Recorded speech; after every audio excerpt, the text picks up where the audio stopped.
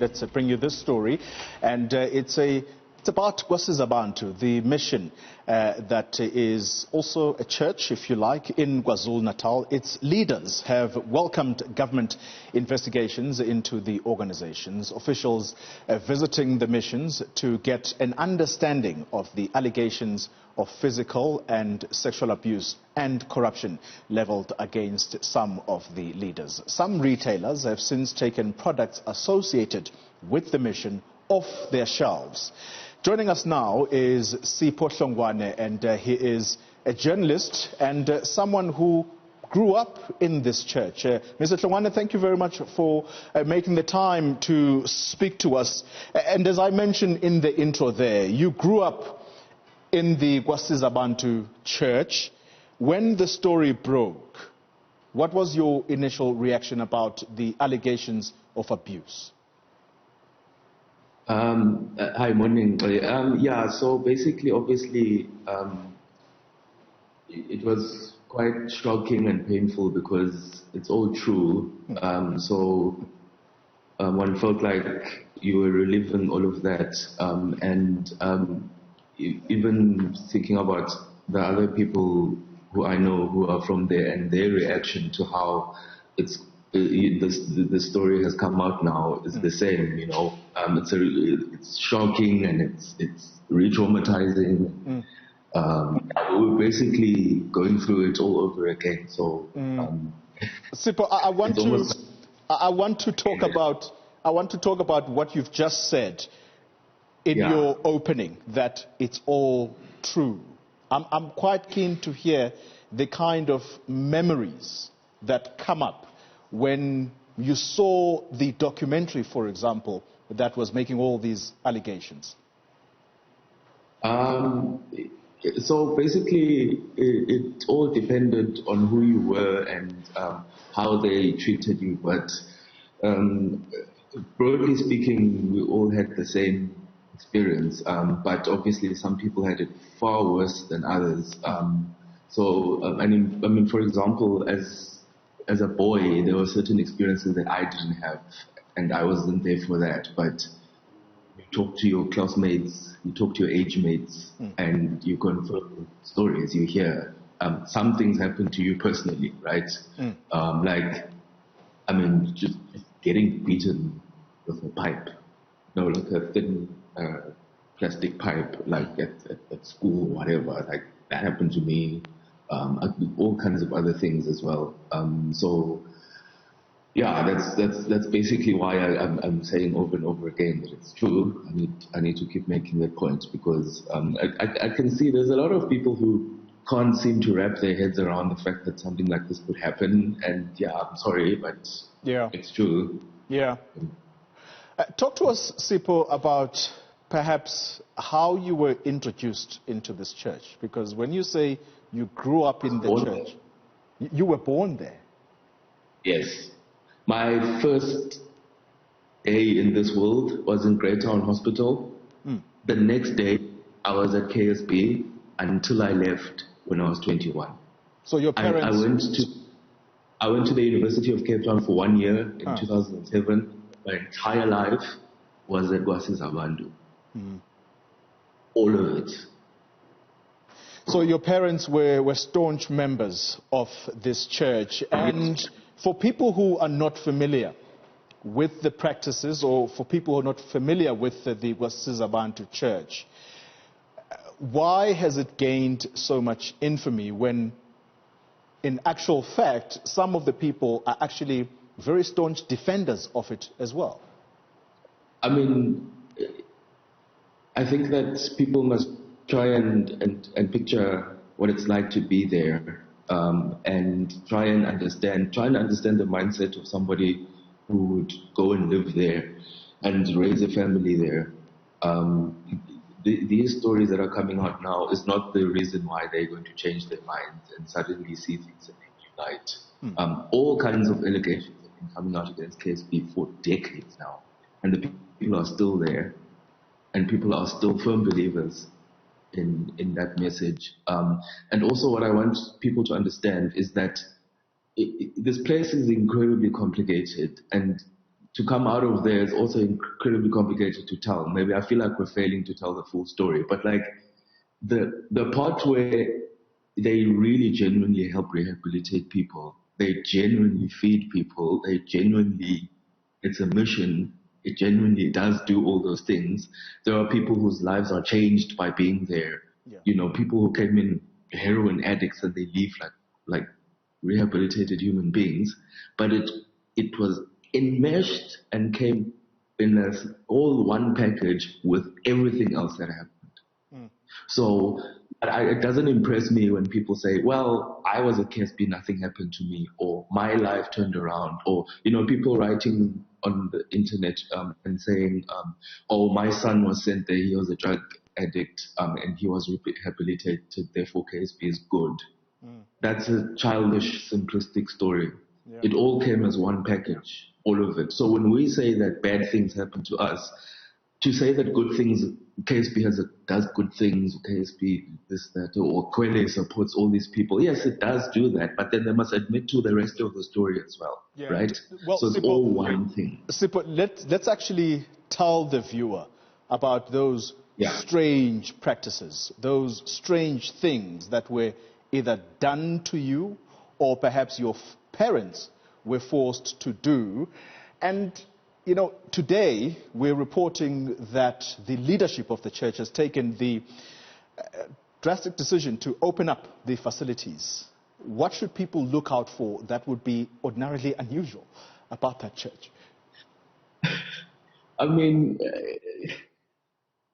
as I say, it's hard to explain. If you go there today, I haven't been in a few years, but I can give you a good picture of what you will see. I mean, you will see a peaceful place. You will see smiling, happy people walking around with this almost like grin plastered on their faces. You will see happy, productive people. All the stuff that we're talking about, that we pointed to as abuse, it happens at night. It happens when you guys from the outside have all left. It happens in your family home and stuff like that. And also things that when I tell you, it sounds benign. It sounds like, well, any church does that, but it's like, no. They'll dial it up. So when I'll say, like, for example, they have incredibly rigid rules around like separating men from women, boys from girls. Never mind no sex before marriage, all of that. Like incredibly regimented lives by gender, for example. If I say that, well, that's one of the signs. That's one of the things I'm talking about. Many churches do that. Many societies do that. But at Kwasizabantu, it's turned up to 11, right? People say, oh, but what exactly? But also, for example, another example, people will say, oh, everybody got beaten. I mean, you get a hiding from your parent, whatever. But it's like, no, I'm talking about like your classmates coming and they'll show you their back and it looks like they've been like sliced open with a knife or something. I mean, beating like that. One of the things I'll do, for example, is like cause incredible psychological torture by telling you that you'll go to hell, but like for anything that you do. So you live in this complete terror the whole time. Your entire life is completely unsafe. Like you can never relax. You can never looking back now as a 32-year-old and realizing my entire childhood wasn't happy. Like I was terrified the whole time. I mean, stealing sugar, like just as a 4-year-old or 5 years old, is as bad a sin as like murder. Like you walk around with this guilt in your head, like you've done the worst possible thing. So that's what I mean when I say that. A lot of people are seeing the messages coming out of KSP and saying, but I grew up like that as well. And I'm saying, no, you didn't. It's the same, but turned all the way up. It's like the heat is turned up on the oven or something. Yeah. The victims have detailed their story before the CRL Rights Commission, which is carrying out this investigation. You yourself are someone who grew up at that church. Why do you think the South African society should sympathize with people who were abused at that church? And why is it important for you, perhaps for the church, to take accountability for some of what has happened? I mean, aside from the fact that actual crimes happened there, and someone has to answer for that. It's as simple as that for me. And the thing that I think it's like, it's so hard to explain if you're not from there, but to grow up and to be told every single day, to be given this idea of justice and fairness and right and wrong in the world, and to live your whole life in terror of God, of doing something wrong, you live your whole life in fear of sinning, only to find out that this was going on at the same time. The same people were selling us this idea. We were walking around doing rapes and stuff. It blows my mind till today that I was lied to on that level. I guess that's my personal motivation. I actually want these people to drink their own medicine. I want them to answer for this. They say that they believe in God and all the rest of that. They say that there's going to be a judgment day where God will read out your sins and decide whether you get into heaven or not. So they must answer for this. As we wrap this up, Sipho, government, what do you believe its role should be when it comes to churches like this? Perhaps preface that question with, is it a cult? Because the leadership of that church has refused to call it a cult. Is it a cult, and how should government deal with these churches? There is no cult on earth that calls itself a cult. That's number one. I mean, the only difference between a cult and religion is whether or not we say it is, right? So I think that shouldn't be the hang-up. That's not the line here. I don't think that we need to make it about that. For me, it's very simple. The law is very clear. And in fact, there have been many cases. I'll give you an example off the top of my head. The Fourie case, for example, that was a real step forward for LGBT rights in this country, was brought against the church, right?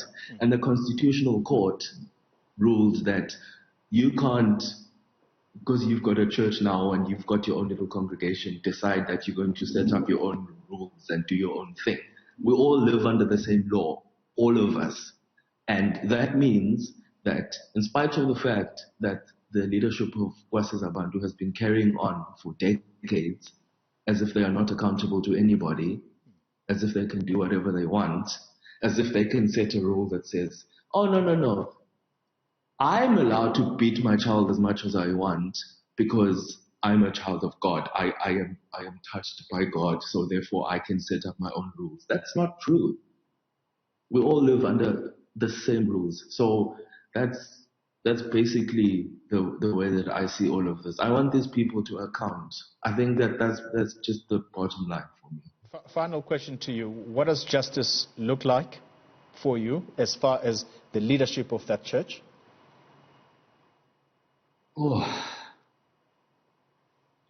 Obviously, the people who did rapes and beatings and all the rest of that, they can go to jail, frankly. The interesting question is the broader sense of, all the people who left there. And I want, actually what I want to do? I want them to admit that they wronged us. Because I think that admission in of itself, even if they don't, let's forget about reparations. Let's forget about anybody getting anything paid or whatever. Let's forget about that one, right? I want them to just say that we were wrong. We're sorry. Because that will release so many people who are walking around carrying this burden of guilt. Because they are victims, because of stuff that happened to them, and they are the ones walking around with this, essentially carrying a sin. But they were victimized. And I think that Kwasizabantu admitting that in public, saying, yes, we were wrong, will release these people. It's like that's what justice is going to be. Sipho Hlongwane. Sipho, thank you very much. I think I've gotten a clear understanding, just the few minutes that I've been in conversation with you about the Kwasizabantu Church. Thank you very much for sharing your story with us. Sipho Hlongwane, a journalist and someone who grew up at the Kwasizabantu Church that's in KwaZulu-Natal.